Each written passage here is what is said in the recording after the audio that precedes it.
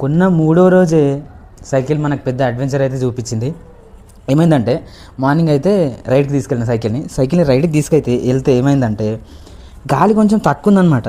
తక్కువ ఉంది, ఇట్లా మనకు తెలుస్తున్నది, మట్టిలో తెలుస్తుంది కదా, ఇట్లా ఇట్లా కొంచెం కొంచెం కొంచెం కొంచెం కిందికి అవుతా ఉంది టైర్. ఏందా అని చూస్తే గాలి మొత్తం తక్కువైపోయింది.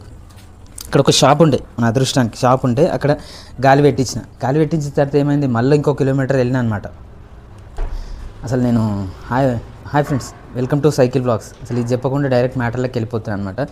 తెలుసు కదా మనం ప్రో బ్లాగర్.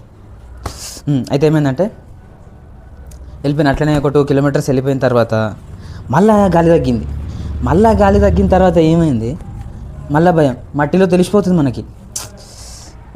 ఏందబ్బా 3 రోజులకి మనం చేయాల్సిన, అంటే 100 డేస్లో చేయాల్సిన అడ్వెంచరు మనకు 3వ రోజు నుంచే స్టార్ట్ అయింది. ఇట్లయితే కాదని మళ్ళీ అక్కడ కొంచెం దూరం వెళ్ళి మళ్ళీ రిటర్న్ వచ్చిన ఒక 2 కిలోమీటర్స్. అక్కడ మళ్ళీ ఇంకో లారీలు పంచర్ చేసే షాప్ ఉంది అనమాట. అక్కడ దగ్గరికి వెళ్ళి అన్న ఇట్లా గాలి పోతుంది చూడనా అంటే ఆయన చూసిండు. లోపల అది ఉంటుంది కదా నల్లిది,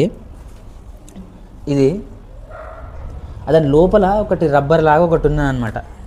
అది ఏమైందంటే కట్ అయిపోయి ఎయిర్ లీక్ అవుతా ఉన్నది అనమాట. అప్పుడు ఆయన ఏం చెప్పిండంటే అది పోయింది, మళ్ళీ ఏ క్షణమైనా ఏమైనా జరగవచ్చు అన్నాడు. ఇప్పటికైతే ఉంటుంది, మళ్ళీ ఎప్పుడు ఏమవుతుందో తెలియదు అన్నాడు.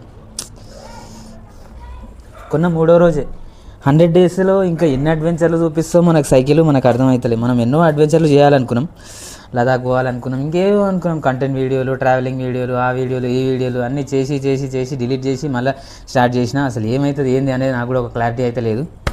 చూద్దాం ఏమవుతుంది అనేది.